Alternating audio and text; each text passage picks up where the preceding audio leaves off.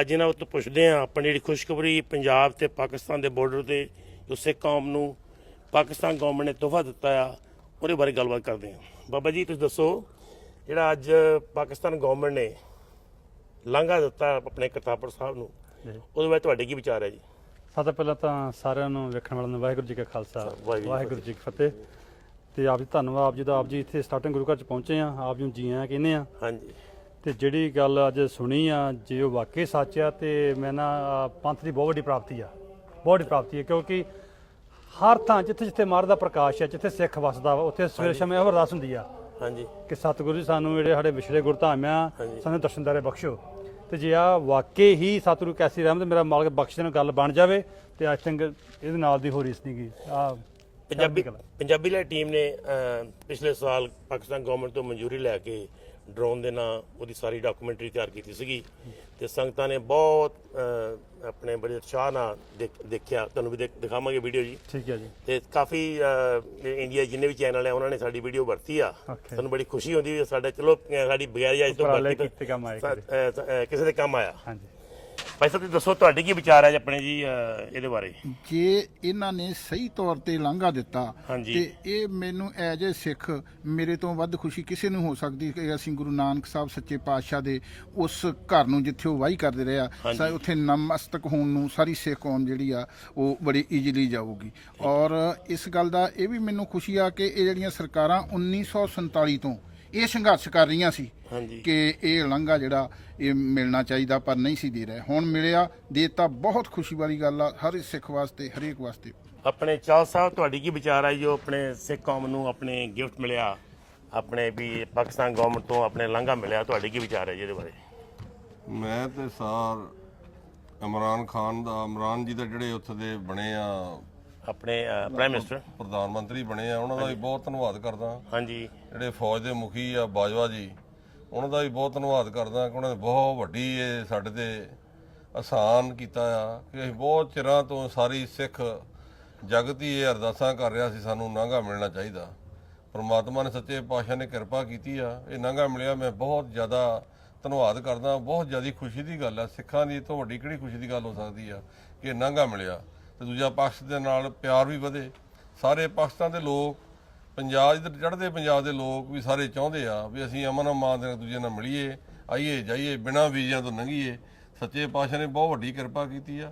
ਮੈਂ ਪੰਜਾਬੀ ਲਹਿਰ ਦਾ ਵੀ ਧੰਨਵਾਦ ਕਰਦਾ ਹਾਂ ਕਿ ਜਿਹੜੇ ਸਾਰੇ ਦੁਨੀਆ ਦੇ ਵਿੱਚ ਇਹ ਸਾਰਾ ਪਾਕਿਸਤਾਨ ਦੇ ਗੁਰਦੁਆਰਾ ਸਾਹਿਬਾਨ ਸਾਰੇ ਦਿਖਾ ਰਹੇ ਆ, ਲੋਕਾਂ ਦੀ ਇੰਟਰਵਿਊ ਕਰਾ ਰਹੇ ਆ, ਲੋਕਾਂ ਦੇ ਬਾਰੇ ਦੱਸ ਰਹੇ ਆ ਸਾਰਾ ਕੁਝ ਵੀ ਲੋਕ ਕਿੱਦਾਂ ਚਾਹੁੰਦੇ ਆ ਚੜ੍ਹਦੇ ਪੰਜਾਬ ਨੂੰ, ਕਿੱਦਾਂ ਚਾਹੁੰਦੇ ਆ ਲਹਿੰਦੇ ਪੰਜਾਬ ਨੂੰ। ਇਹ ਬਹੁਤ ਖੁਸ਼ੀ ਦੀ ਗੱਲ ਆ।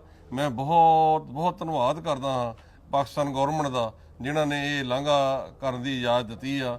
ਸੱਚੇ ਪਾਤਸ਼ਾਹ ਇਹ ਸਿਰੇ ਲੱਗੇ ਇਹ ਹੋਵੇ। ਅੱਜ ਅਸੀਂ ਇੱਥੇ ਸਟਾਊਟਨ ਗਦਰੀ ਬਾਬਿਆਂ ਦੇ ਸਥਾਨ ਤੇ ਖੜੇ ਹਾਂ ਕਿ ਜਦੋਂ ਹਿੰਦੁਸਤਾਨ ਨੂੰ ਆਜ਼ਾਦ ਕਰਾਇਆ ਉਹਦੀ ਜਿਹੜੀ ਮੂਵਮੈਂਟ ਇੱਥੋਂ ਚੱਲੀ, ਇਹਨਾਂ ਗਦਰੀ ਬਾਬਿਆਂ ਦੀ ਕੁਰਬਾਨੀਆਂ ਕਰਕੇ ਅਸੀਂ ਆਜ਼ਾਦ ਹੋਏ ਹਾਂ। ਇੰਡੀਆ ਦੇ ਵਿੱਚ, ਹਿੰਦੁਸਤਾਨ ਦੇ ਵਿੱਚ ਅੰਗਰੇਜ਼ਾਂ ਕੋਲ ਆਜ਼ਾਦ ਹੋਏ ਹਾਂ ਅਸੀਂ, ਇਹਨਾਂ ਗਦਰੀ ਬਾਬਿਆਂ ਦੀ ਆ। ਅਸੀਂ ਇੱਥੇ ਵੀ ਗਦਰੀ ਬਾਬਿਆਂ ਦੇ ਸਥਾਨ ਤੇ ਵੀ ਚਰਨਾਂ 'ਚ ਅਰਦਾਸ ਬੇਨਤੀ ਕਰਦੇ ਹਾਂ ਕਿ ਸਾਡਾ ਲਾਂਘਾ ਜਲਦੀ ਜਲਦੀ ਮਿਲੇ ਤੇ ਅਸੀਂ ਸਾਰੇ ਇਸ ਲਾਂਘੇ ਤੇ ਲੰਘ ਕੇ ਬਿਨਾਂ ਵੀਜ਼ੇ ਤੋਂ ਜਾ ਕੇ ਗੁਰੂ ਨਾਨਕ ਦੇਵ ਜੀ ਦੇ ਆਖਰੀ ਦਿਨਾਂ ਦੇ ਖੇਤੀਬਾੜੀ ਦੇ ਕਾਰਜ ਦਾ ਜਾ ਕੇ ਮੱਥਾ ਟੇਕੀਏ, ਸੱਚੇ ਪਾਤਸ਼ਾਹ ਦੇ ਚਰਨਾਂ 'ਚ ਅਰਦਾਸ ਬੇਨਤੀ ਕਰੀਏ।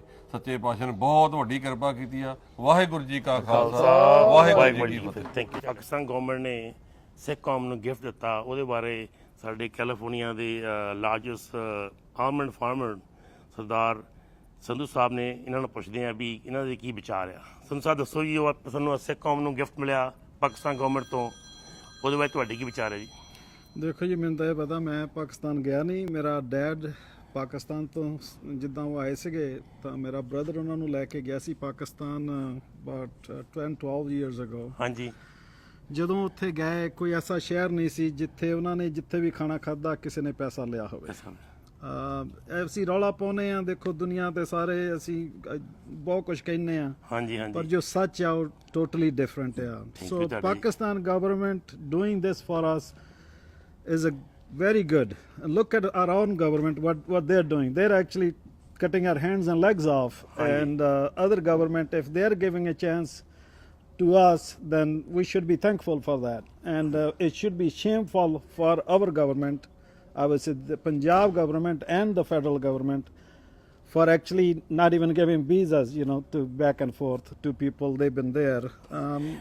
ਭਾਜੀ ਆਪਣਾ ਕਿਹੜਾ ਪਿੱਛੋਂ ਪਿੰਡ ਕਿਹੜਾ ਸੀ ਪਾਕਿਸਤਾਨ 'ਚ ਕਿਹੜੀ ਕਿਹੜੀ ਜਗ੍ਹਾ ਸੀ ਜੀ? Jola.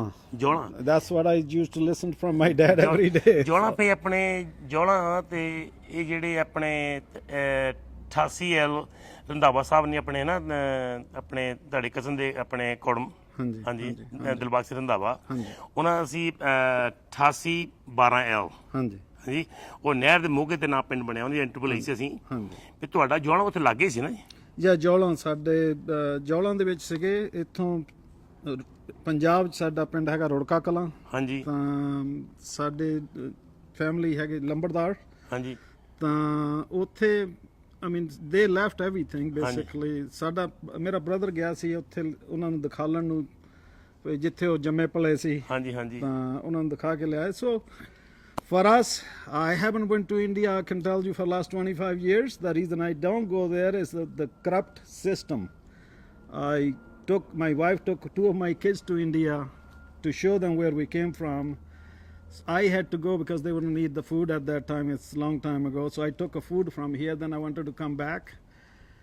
Every day we call at the airport and the agents if there's a seat available. Well, there was no seat available every day till I gave them 10,000 rupees. Oh my and God. you put 10,000 rupees on the table, then they had the seats. And that was the last time I went to India. Corruption ਤਾਂ ਹੋਈ ਹੈ India ਵਿੱਚ ਤਾਂ number 1 ਹੈ। ਉਹ corruption ਦੇ ਨਾਲ ਹੀ ਆਪਣੇ ਗਰੀਬਾਂ ਵਿਚਾਰਿਆਂ ਦਾ ਆਪਣੇ ਵੀ ਕੋਈ ਹਾਲ ਮਾੜੇ ਆ।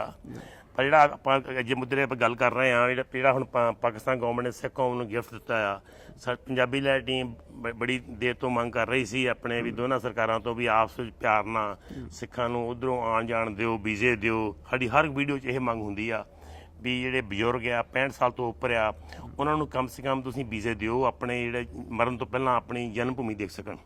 ਮੁਸਲਮਾਨ ਵੀਰ ਵੀ ਆਉਣਾ ਚਾਹੁੰਦੇ ਆ ਤੇ ਸਿੱਖ ਵੀਰ ਵੀ ਜਾਣਾ ਚਾਹੁੰਦੇ ਆ। ਸਮਝ ਨਹੀਂ ਆ ਰਹੀ ਇਹ ਸਰਕਾਰਾਂ ਕਿਉਂ ਇਹਦੇ ਤੇ ਬਹੁਤ ਘੱਟ ਗੱਲ ਕਰ ਰਹੀਆਂ। ਹੋ ਸਕਦਾ ਇਸ ਨਵੀਂ ਸਰਕਾਰ ਪਾਕਿਸਤਾਨ 'ਚ ਆਉਣ ਕਰਕੇ ਵੀ ਇਹ ਕੰਮ ਈਜ਼ੀ ਹੋ ਜਾਊਗਾ।